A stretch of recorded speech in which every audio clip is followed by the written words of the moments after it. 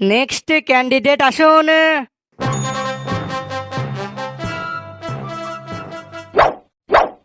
এটা কি হলো? স্যার হাঁটুতে খুব যন্ত্রণা করছে, এই জন্য বসে পড়লাম। হাঁটুতে যন্ত্রণা করছে বলে তুই বসে পড়লি? মানে আমার পারমিশনের কোনো প্রয়োজন তুই মনে করলি না? না না, তাহলে আমি এখানে কি করতে আছি বলতো? বেশ বেশ, এবার উঠে পড়েছে, এবার খুশি তো? যত সব ঢং। বাদর কোথাকারের! আর একবার ফাজলামি মানে না, এখনই এক লাথ মেরে এখান থেকে বার করে দেব। এবার বস বলছি। বেশ, এবার তাহলে আমি তোকে কিছু প্রশ্ন করব। যদি তুই প্রশ্নগুলোর সঠিক উত্তর দিতে পারিস তবে চাকরিটা পাবি, আর তা না হলে মানে মানে এখান থেকে কেটে পড়বি, ঠিক আছে? স্যার কি বলছেন কি? এমন কোন প্রশ্ন এই পৃথিবীতে এখনো তৈরি হয়নি যেটা আমি পারবো না। আপনি শুধু একবার প্রশ্ন করে দেখুন না, আমি কিভাবে তার ফটফট উত্তর দিয়ে। আচ্ছা বেশ, তাহলে বলতো বায়ুমণ্ডল কাকে বলে? স্যার, যে মণ্ডলের চারপাশে বায়ুগুলো গুনগুন করে অনবরত গান গেয়ে যায় তাকে বায়ুমণ্ডল বা রানুমণ্ডল বলে। কি বললি? যে মণ্ডলের চারপাশে বায়ুগুলো গুনগুন করে অনবরত গান গেয়ে যায় তাকে বায়ুমণ্ডল বা রানুমণ্ডল বলে? আগে হ্যাঁ স্যার। বাঞ্চত কোথাকারের! এখানে বায়ুমণ্ডল থেকে রানুমণ্ডল কোথা থেকে এলো? ও বাবা, আপনি তো দেখছি কিছুই জানেন না। স্যার, বায়ুমণ্ডলের অপর নামই তো হচ্ছে রানুমণ্ডল, সেটা কি আপনি জানেন না?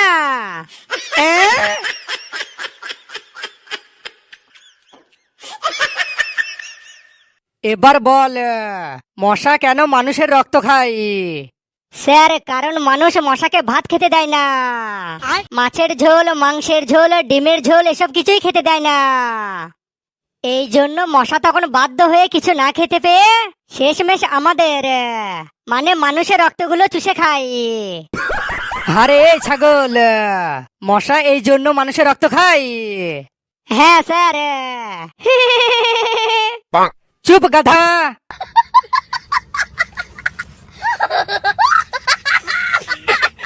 আচ্ছা, তুই কি রবীন্দ্রনাথ ঠাকুরের নাম শুনেছিস? স্যার কি যে বলেন, ওনাকে কে না চেনে? আরে উনি তো হচ্ছেন আমাদের নোবেলজয়ী কবি। বলেন কি? বেশ, তাহলে এবার রবীন্দ্রনাথ ঠাকুরের একটা কবিতা বল দেখি। স্যার ঠিক আছে, তাহলে এবার শুনুন। রবীন্দ্রনাথ ঠাকুরের লেখা একটা বিখ্যাত কবিতা। যেতে যেতে পথে পূর্ণিমা রাতে চাঁদ উঠেছিল গগনে।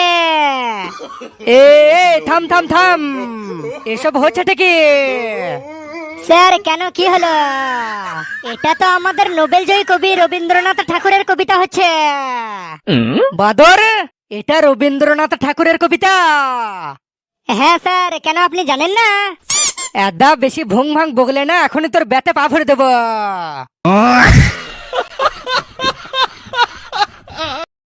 এবার বল, আগেকার দিনে রাজারা কেন এত যুদ্ধ করতো? স্যার, কারণ তখন তো আর পাবজি, ফ্রি ফায়ার এসব গেমগুলো ছিল না।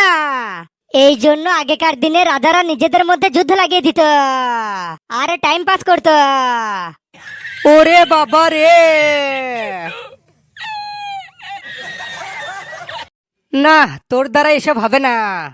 এবার তোকে একটা খুব সহজ প্রশ্ন করছি, আশা করছি এর উত্তরটা তুই সঠিক দিবি। হ্যাঁ স্যার, অবশ্যই। আচ্ছা, তাহলে এবার বলতো মানুষ কেন মদ খায়? স্যার, এটা তো পুরো জলের মতো সোজা।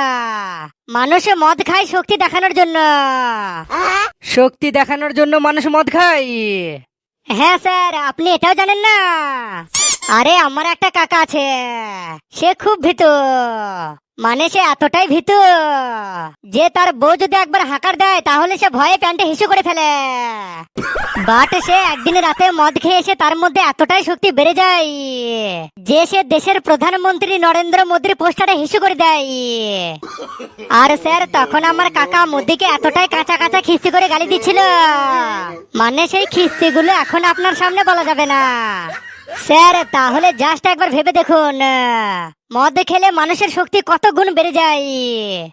যেই মানুষটা তার বইয়ের ধমকে প্যান্টে হিসু করে দিত, বাট সেই মানুষটাই মদ খাওয়ার পর দেশের প্রধানমন্ত্রীর পোস্টারে হিসু করে দিচ্ছে।